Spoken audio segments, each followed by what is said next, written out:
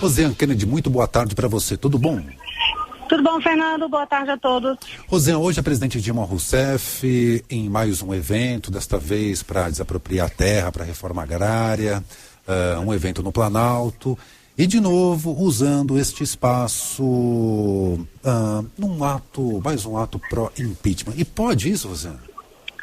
Mais um ato contra o impeachment mesmo, usando a estrutura ali do Planalto. E como você ressaltou, mais um dia, né, Fernando? Somente essa semana é o terceiro dia consecutivo que o Palácio do Planalto é palco e abre as portas para correligionários para um evento de manifestação contra o impeachment da presidente Dilma Rousseff. Desta vez, realmente para atos aí referentes à reforma agrária e comunidades quilombolas, só que desta vez o tom foi mais elevado e em alguns momentos até soando ameaça. Os participantes, por exemplo, Fernando, até separei os trechos de áudio hoje, mudar um pouquinho o formato aqui dessa conversa nossa, mas os participantes que sempre entoam aquele não vai ter golpe, hoje também eles disseram não vai ter golpe, vai ter reforma agrária, e o representante da CONTAG, Aristide Santos, deu uma declaração polêmica porque disse que o grupo vai incomodar os parlamentares, ocupar gabinetes e fazendas. E a forma de enfrentar a bancada da bala contra o golpe é ocupar as propriedades deles, ainda lá nas bases, lá no campo. Vamos ocupar os gabinetes, mas também as fazendas deles. Porque se eles são capazes de incomodar o ministro do Supremo Tribunal Federal, nós vamos incomodar também as casas, as fazendas e as propriedades deles. Pois é. Então, e eu me lembrei da conversa de ontem e da fala do ministro Edinho Silva. Do ministro da Secretaria de Comunicação da Presidência. Que falava, vamos esperar o primeiro corpo, e agora vem essa. Ele faz a pergunta, né? Se não baixar o tom, se não houver diálogo, vamos esperar o primeiro corpo, o primeiro cadáver, o primeiro enterro, né? Que ele fala o primeiro cadáver, o primeiro enterro, é preciso abrir o diálogo, é preciso baixar o tom. Foi o que o Edinho Silva falou muito ontem. A presidente Dilma também ontem falou na solenidade no Palácio do Planalto, de combate à intolerância, de não violência, mas aí essa declaração a gente vai ocupar os gabinetes dos deputados, vai ocupar as fazendas deles, quer dizer, já não é o princípio da reforma agrária de ocupar a terra que não tem produtividade, é simplesmente ocupar como uma resistência política em relação a um processo de impeachment. Isso gerou polêmica, pode ter certeza que vai ter reação aqui dentro do Congresso Nacional, assim, tudo respinga do lado de cada rua, né, Fernando? E não foi a única declaração, assim, com tom elevado. Essa foi a mais forte, mas o representante do MST, Alexandre Conceição, disse que o movimento não vai aceitar que a presidente Dilma Rousseff seja julgada pelo presidente da Câmara, Eduardo Cunha, que ele taxou de bandido. A senhora, uma mulher honrada, não pode ser julgada por um bandido como Eduardo Cunha. Então, presidenta, firme na luta, porque o Sem Terra não arredará o pé de Brasília enquanto a gente não enterrar na profundeza esse golpe novamente que aqui está.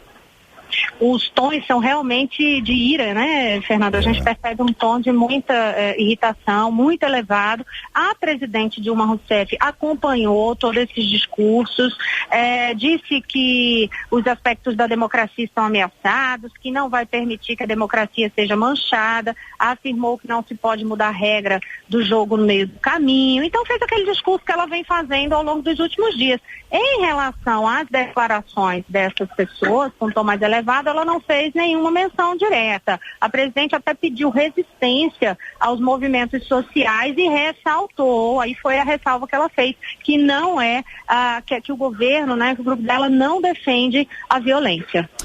Nós, hoje, precisamos nos manter vigilantes e oferecer resistência às tendências antidemocráticas. Oferecer resistência também às provocações. Nós não defendemos qualquer processo de perseguição de qualquer autoridade porque pensa assim ou assado. Nós não defendemos a violência. Eles defendem.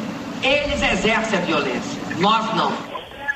E aí a gente se esbarra naquela situação de ontem, nós e eles, nós e eles. É muito difícil se querer pedir diálogo e fazer o tempo inteiro esse tipo de divisão, né, Fernando? Tá na hora mesmo, concordo com o ministro Edinho Silva.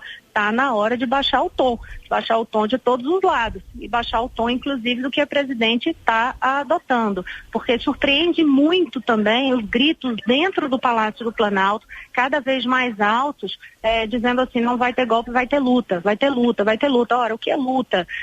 Isso deixa, né, aquele clima pesado no ar. Se a gente for remeter a tempos atrás, né, teve aquele evento no Palácio do Planalto, do representante do MST, vai me fugir agora a cabeça, mas assim, puxando de memória, chegou a falar em guerra armada, né, em botar os exércitos. Então, enfim, é muito difícil isso. Insisto, realmente está na hora de baixar o tom. Isso sim tem que ser feito, porque elevar o tom dessa forma não é bom para a democracia de jeito nenhum.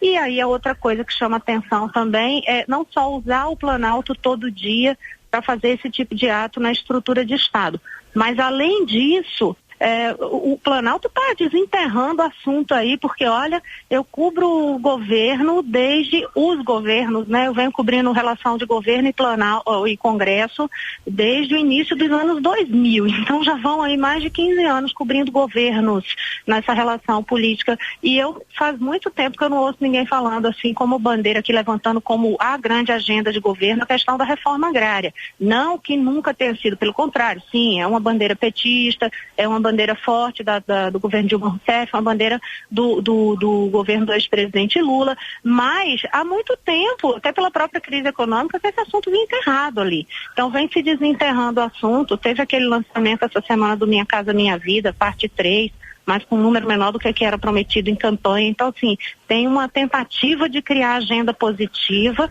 para fazer ato todo dia e pelo menos permitir esse espaço para ficar fazendo campanha contra o impeachment. Agora, Rosiane, a semana foi repleta de notícias importantes. Vamos fazer aqui um resumo para o nosso ouvinte, mas vou lançar um desafio aqui, Rosiane. Tem que ser tão rápido quanto foi o desembarque do PMDB do governo Dilma Rousseff. 3 minutos. Nossa, olha, Fernando, seria um poder de concisão que ainda vou precisar aprender, viu? Porque se for para ser um resumo dessa semana, com tanto fato político pesado e importante, no tempo que o PMDB acabou de aprovar ali o rompimento com o governo, não tem a menor chance. A gente demoraria muito mais tempo que isso. Assim, enquanto a gente estivesse fazendo o resumo, se a reunião fosse naquele dia, já teria acabado a reunião. É verdade. A reunião é mais rápida que o comentário. Enquanto a gente estivesse conversando, já tinha acabado de sair da decisão, mas enfim, sem brincadeiras à parte, o fato é que esse foi um dos principais assuntos da semana, essa formalização do rompimento do PMDB, mas aí ficou aquela situação super sem noção, né? O PMDB rompe, os ministros do PMDB continuam, 6 ministros continuam, querem continuar no cargo, só que aí quer os cargos deles para poder dividir com outros aliados e buscar apoio da base para barrar o impeachment. Ficou uma situação super difícil para o presidente Dilma, tanto que mesmo os que resolveram ficar, alguns vão ter que sair, não por rompimento com o governo, mas porque vão perder o espaço para ceder para outras legendas. Isso foi um dos principais fatos. Tem uma ala ali do PMDB ligada ao presidente do Senado, Renan Calheiros, negociando para dar apoio à presidente Dilma Rousseff e evitar o impeachment dela. Então o PMDB mais uma vez rachado nessa questão, apesar do rompimento. Consequentemente, a relação da presidente Dilma Rousseff com o vice-presidente Michel Temer, que já era inexistente, agora ficou pior ainda, né? Assim, acabou, enterrou de vez.